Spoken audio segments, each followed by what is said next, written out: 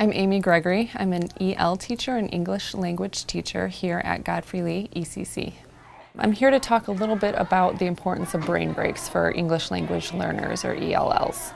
So ELLs have double the cognitive load as a native English speaker in an English classroom.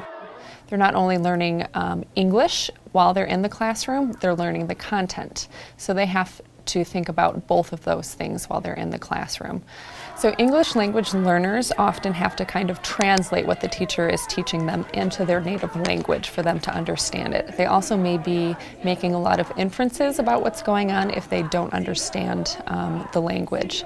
So that just makes for a lot of processes going on in their brain. So brain research tells us that brain breaks kind of give them a chance for whatever's going on in their short-term memory to kind of go into their long-term memory so they can retrieve it later. Brain breaks and physical activity make more neurons in the brain, and then also it just helps with the general attention, alertness, and motivation in the classroom.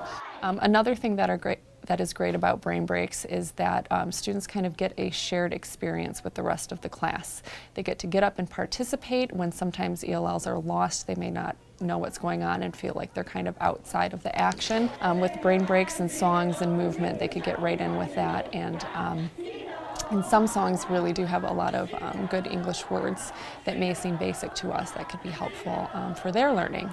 So a lot of teachers do brain breaks because they notice the kids are antsy and because it kind of helps with the behavior, and that's definitely tied to attention and their ability to learn. But a lot of times when kids have good behavior, they still need brain breaks to help them with their mental processes and understanding and storing that content. So a lot of ELLs that are quiet and have good behavior, we often forget that they too need to get up and move around and kind of have a brain break. So all in all, I think brain breaks are a great thing for English language learners in the classroom.